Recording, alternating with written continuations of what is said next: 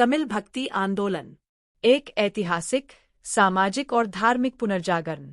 भारत के धार्मिक, सांस्कृतिक और सामाजिक इतिहास में भक्ति आंदोलन एक अत्यंत महत्वपूर्ण परिवर्तनकारी काल रहा है। इस आंदोलन ने समाज के विभिन्न वर्गों में ईश्वर के प्रति भक्ति, सामाजिक समरसता, जाति व्यवस्था के विरोध और मानवीय मूल्यों को बल दिया। भक्ति आंदोलन का उद्भव दक्षिण भारत से हुआ, विशेषकर तमिलनाडु में, जहां इसे तमिल भक्ति आंदोलन कहा जाता है। यह आंदोलन 6वीं से लेकर 9वीं शताब्दी के मध्य तक चला और आगे चलकर संपूर्ण भारत के भक्ति आंदोलन की नींव बना।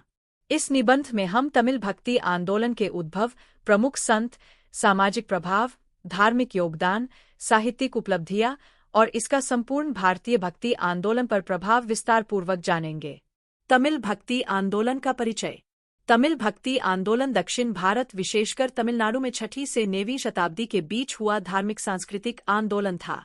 इसमें भगवान शिव और विष्णु की भक्ति को केंद्र में रखकर नैनार और आलवार संतों ने समाज को जागरूक किया।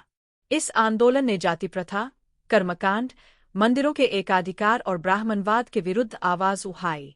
यह आंदोलन वैदिक धर्म की रूढ़ियों को चुनौती देने वाला था और आम जनमानस को यह संदेश देता था कि ईश्वर तक पहुंचने का मार्ग केवल प्रेम, भक्ति और समर्पण है, न कि जाति, जन्म या किसी कर्मकांड के माध्यम से।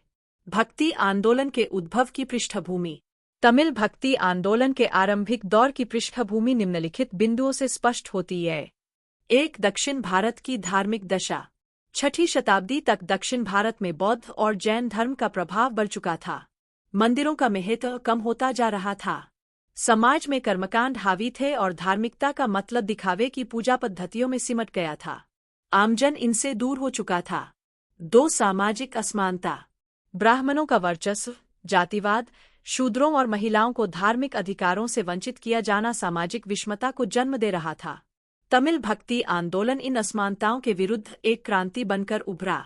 3. भाषाई अस्मिता।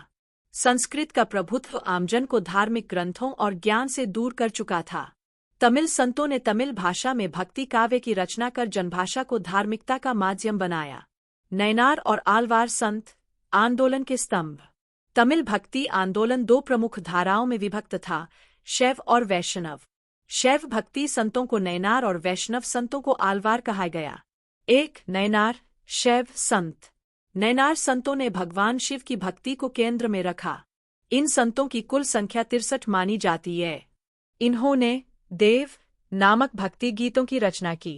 प्रमुख नैनार संतों में प्रमुख है आई. तिरुज्ञान संबंदर, शैव भक्ति के अत्यंत प्रभावशाली कवि। उन्होंने शैव भक्ति को सामाजिक आंदोलन में बदलने में योगदान दिया। उनके गीत तेवर्म संग्रह में एच 2. तिरुनावुक्करसर, अपर। एक समय में जैन साधी रहे, बाद में भगवान शिव के भक्त बन गए। उनके पद जनमानस को गहराई से प्रभावित करते हैं। 3. सुंदरर, सुंदरमूर्ति। शिव के प्रति प्रेम और मित्रता की भावना को उन्होंने अपने गीतों में दर्शाया। इन संतों के भक्ति गीतों को तेवर्म में संकलित किया गया, जो तमिल शैव परंपरा के मूल ग्रंथ है। 2. आलवार, वैष्णव संत। आलवार संत विष्णु या उसके अवतारों के भक्त थे। इनकी कुल संख्या 12 मानी जाती है। इन्होंने विष्णु की महिमा का गायन किया और भक्तिरस से ओतप्रोत गीतों की रचना की। प्रमुख आलवार संत हैं आई. नम्मालवार, तमिल वैष्णव भक्ति साहित्य के सर्वोच्च संत। उन्होंने तिरुवायमोली की रचना की, जिसे तमिल वेद कहा जाता है। 2. अंडाल, आलवार संतों में एकमात्र महिला। उन्होंने विष्णु को अपना पति माना और नाटियार तिरुमुझी जैसे गीतों की रचना की। 3. पेयालवार, भूतत्तालवार, पुदालवार। ये तीनों संत भक्ति आंदोलन के आरंभिक स्तंभ माने जाते हैं। इनके काव्य मुत्तमलय के रूप में प्रसिद्ध है। इन संतों की रचनाएं नालायरा दिव्य प्रबंधम 4000 पदों वाला संग्रह में संकलित की गई है। तमिल भक्ति आंदोलन की विशेषताएं। तमिल भक्ति आंदोलन की कुछ प्रमुख विशेषताएं निम्नलिखित है। 1. भाषा का लोक रूप में प्रयोग। तमिल संतों ने तमिल भाषा को भक्ति का माध्यम बनाया।